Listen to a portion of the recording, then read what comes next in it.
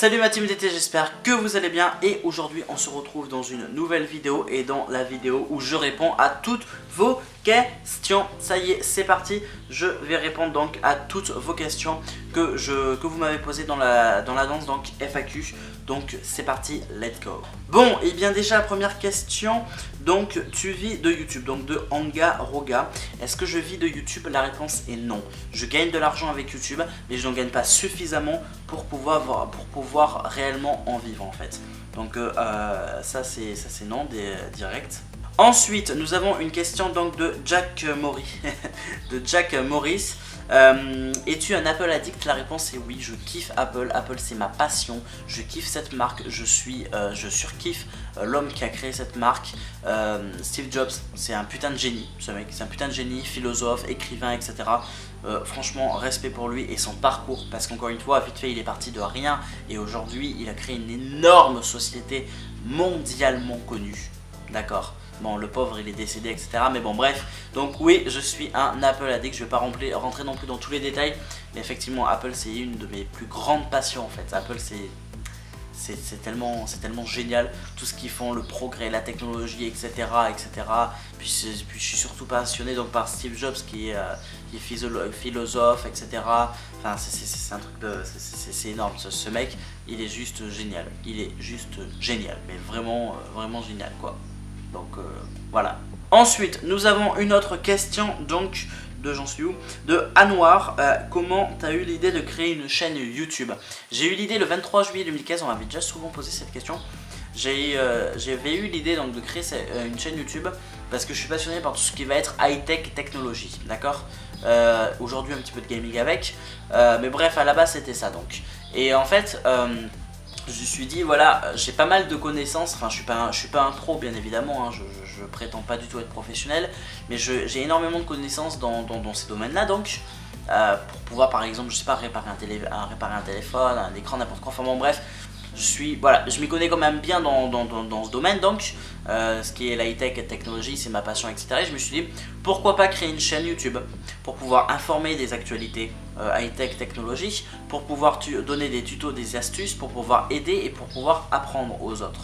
Essayer en tout cas, parce qu'encore une fois je suis pas un pro non plus, et pouvoir partager avec d'autres passionnés en fait ma passion tout simplement. Donc voilà, et du coup c'est là où je me suis dit Dylan, crée cette chaîne YouTube. Il y a moyen donc que tu arrives à essayer d'apprendre des choses, à faire découvrir des choses, à donner des astuces, des tutos, tout simplement en fait à discuter de ta passion avec d'autres passionnés qui, tout comme toi en fait, pour pouvoir interagir ensemble, etc. Et je me suis dit ce serait donc une bonne idée de faire ça tout simplement. Nous avons une autre question donc de Sleazer. Est-ce que la technologie sera développée sur l'homme, genre des ordis ou des cartes mémoire dans nos cerveaux? La réponse est peut-être. je ne sais pas, mais alors la réponse est peut-être, mais je dirais même oui, sûrement. Pourquoi? Parce que voilà, la technologie, aujourd'hui on est en train d'avancer dans le futur qui va être que de la high-tech, hein. Je vais vous donner un exemple, comme je vous avais déjà dit, il n'y a pas longtemps, Amazon, ils ont fait des tests, des prototypes, etc. Créer un magasin Amazon physique, tu rentres dans ton magasin Amazon, tu auras une puce sur toi, un truc de ce style, enfin un truc qui va pouvoir t'identifier et qui servira de payer. Tu prends des articles, tu ressors du magasin, tu as payé. Ça se paye automatiquement, vous voyez ce que je veux dire? Et donc je ne peux pas savoir si la technologie sera développée sur l'homme, mais on voit déjà quand on peut avoir des bras bioniques, etc. Vous voyez, pour ceux qui ont plus de bras, malheureusement plus de jambes, ils ont des trucs à la place qui sont remplacés, etc. Tout ça, ça reste de l'électronique, donc c'est déjà un petit peu développé sur l'homme. Ça sera sûrement beaucoup plus développé et beaucoup plus poussé dans le futur, que ce soit dans le truc de la médecine ou qui puisse servir à plein d'autres choses, je ne sais pas. Mais il y a des chances, oui, effectivement, c'est possible, c'est possible. Moi, j'ai toujours pensé, et ça depuis que je suis petit, j'avais même vu dans les dessins animés, et je pense qu'en vrai ce serait limite, ce serait cool. Je pense qu'en vrai ce serait cool. Bon après c'est un sujet vraiment à bien débattre, hein, peser le pour et le contre, mais genre on sait que l'apprentissage ça peut durer très longtemps. Tu veux devenir médecin, tu veux devenir chirurgien, c'est plus de 8-10 ans d'années d'études, c'est comme très long dans une vie, hein, on est d'accord. Tu passes énormément de temps au final à l'école avant de pouvoir enfin travailler, et pourquoi pas créer quelque chose, on branche un espèce de casque sur nous, enfin je sais pas, un câble, n'importe quoi, quelque chose et on va pouvoir télécharger tous les fichiers, enfin télécharger, on n'est pas des robots, mais ça va nous envoyer toutes les données suffisantes, toutes les données en fait d'un cours de 10 ans par exemple. Et comme ça, je sais pas, moi en 1 heure par exemple, en 2 heures, en 1 journée, j'en sais rien, boum, on a toutes nos études en 1 heure seulement, alors qu'avant on aurait pu passer 10 ans à les faire. Vous voyez ce que je veux dire? Par exemple, ça j'y ai pensé, je peux être seul à avoir pensé, je pense à cette idée, etc. Mais j'avais vu un petit peu dans les dessins animés et tout, quand j'étais petit et tout, et j'ai toujours pensé qu'il y a peut-être moyen que ce soit possible un jour, peut-être, on verra. Donc après c'est à voir, mais ouais, je pense que la technologie va bien être développée dans le futur, ouais, sur nous, ouais. Nous avons une question de Hello Beautiful Morning Coffee, pardon. Je suis pas désolé, je suis très nul en anglais. Déjà, je trouve ça super que ta chaîne marche comme cela. Bien, merci beaucoup. Team Dordogne, c'est exact. Bah écoute, c'est la Dordogne, Team Dordogne. Pour les questions, gérer une chaîne YouTube, c'est compliqué. Entre parenthèses, donc commentaires négatifs, abonnés, vues. Tu préfères filmer en studio ou dehors? Quel logiciel de montage utilises-tu? Alors, déjà, gérer une chaîne YouTube, c'est compliqué. La réponse est oui et non. Tu gères une chaîne YouTube, donc tu gères ta communauté également, j'ai envie de dire, tu gères tout. Quand tu gères une chaîne YouTube, quand tu es youtubeur, tu as plusieurs casquettes. Beaucoup de gens croient que youtubeur c'est tu te poses, tu mets ta caméra, tu dis ce que tu veux et tu uploades. Voilà. Non, ça c'est ceux qui veulent vraiment pas se prendre la tête à faire des vidéos, etc. Mais un youtubeur comme des très grands youtubeurs ou comme moi-même et comme plein d'autres petits youtubeurs aussi et moyens, hein, ceux qui veulent vraiment faire un contenu le plus propre possible selon leurs moyens, etc. Moi par exemple, voilà, comme beaucoup d'autres youtubeurs, j'ai plusieurs casquettes. Le métier youtubeur a plusieurs casquettes. Tu vas être cadreur parce qu'il faut que tu sois au milieu et pas là, d'accord? Donc faut bien gérer les cadrages, etc. Moi sur ma caméra j'ai mis des trucs de cadre, etc. Bref, et ça peut. Donc en fait le métier youtubeur ça a plusieurs casquettes. Ça va être cadreur, ça va être le monteur. Bah oui, il faut monter un minimum sa vidéo quand même. Ça va être le caméraman. Tu te filmes tout seul, si t'es tout seul bien sûr.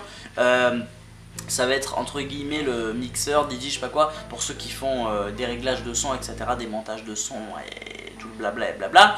Faut être un petit peu entre guillemets dans le web marketing, essayer de faire en sorte à ce que ta vidéo soit le plus vue possible et d'attirer le plus d'audience possible. Soit ça peut dépendre, soit c'est une vidéo que tu donnes conseil, donc tu aimerais que justement un maximum de gens aient des conseils à travers ta vidéo, etc. Ça a plusieurs casquettes en fait le métier youtubeur, donc oui et non, parce que ça peut être, j'ai envie de dire, quand tu as une petite communauté comme la mienne, c'est pas trop compliqué.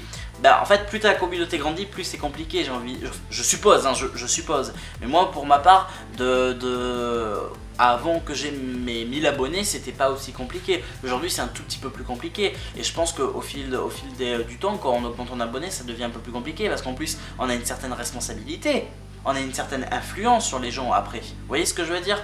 Donc oui, je pense que c'est un peu plus on augmente dans le nombre d'abonnés, plus ça doit être compliqué. Et pour ma part, donc pour répondre à ta question, parce que je me suis quand même assez éloigné, c'est compliqué. Oui, non, ça va dépendre, ça peut dépendre de plusieurs choses. Après voilà, si c'est la gérance de ma chaîne YouTube, par rapport aux vidéos, etc., c'est un petit peu compliqué des fois. Si c'est pour ma communauté, ça va, elle est cool. donc voilà.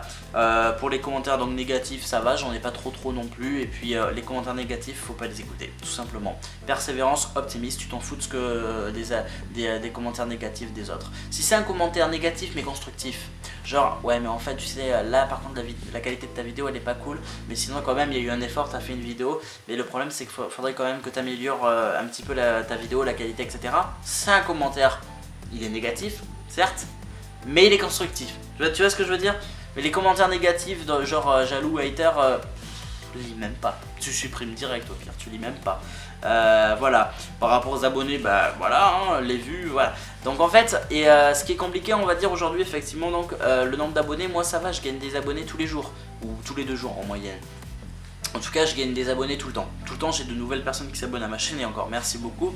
Par rapport aux vues, alors c'est compliqué parce qu'aujourd'hui sur YouTube, on a énormément de monde à se, entre guillemets, concurrencer.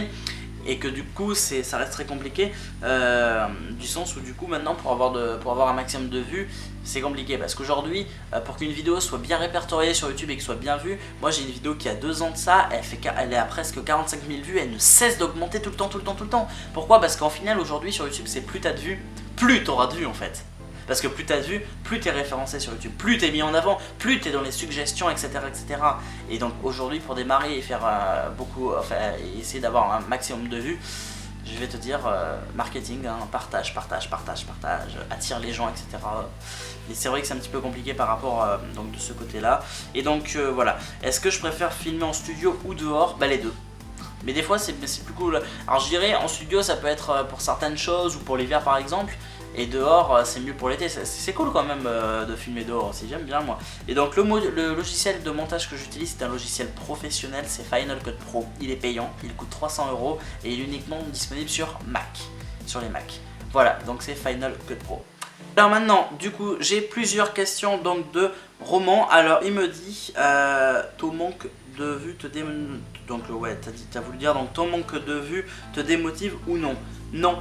Le manque de vue, alors je dirais pas que c'est de la démotivation, mais c'est assez frustrant on va dire, parce que voilà, je fais des vidéos, j'essaie de faire des vidéos de qualité, enfin du mieux que je peux justement, j'essaie de mettre tout ce que je peux pour faire mon maximum, et j'ai 2700 abonnés, et les vues, limite j'en fais moins qu'avant en fait. Et ça c'est à cause de YouTube, l'algorithme de tout ça. Donc je vais pas rentrer dans tous les détails, bref, dans la vidéo c'est 1 heure. Mais ça me démotive pas, mais ça me frustre un peu. C'est un petit peu dommage parce qu'il y a quand même un effort derrière. Et le fait que YouTube, à cause de leur algorithme ou les notifications, très peu de ma communauté, j'ai envie de dire, voit mes vidéos, c'est un peu frustrant et dommage, c'est vrai. Mais bon, c'est pas démotivant non plus parce que bon... je fais pas YouTube pour des vues ou de l'argent non plus. À la base, je fais YouTube pour de toute manière, j'ai répondu à la première question, pourquoi j'ai fait YouTube. Donc voilà. Ensuite, deuxième question de roman, as-tu des projets où tu vas reprendre tes études en codage comme tu l'avais dit dans un de tes lives? Alors, là j'ai deux solutions que j'ai en ce moment. Soit je pars sur un apprentissage, donc j'avais commencé à voir pour un apprentissage en bac pro commerce, parce que le codage c'est un petit peu plus compliqué. Il y a certaines choses qui font que ça reste un petit peu plus compliqué. Ou alors, j'en étais où? Retard tes études, oui voilà. Donc c'était soit, donc là je partirais peut-être potentiellement en apprentissage bac pro commerce, ou alors parce que j'ai également postulé à une offre et j'attends une réponse. Donc si j'ai le travail, bon je ferai mon travail, donc je travaillerai. Ou alors si j'ai une réponse négative, je prendrai donc la voie de l'apprentissage. Ensuite, troisième question. Est-ce que quand on te fait des commentaires négatifs, cela t'énerve ou tu veux plus t'améliorer suite à celui-ci? Plus t'améliorer. Alors non, quand on me fait des commentaires négatifs, si c'est que du négatif et non constructif, ça m'énerve plus, ça ne m'atteint plus. Ça m'a atteint au début comme tous les youtubeurs, j'ai envie de dire au tout début.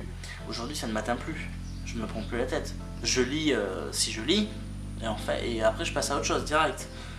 Donc voilà, et je continuerai à m'améliorer du mieux que je peux en tout cas.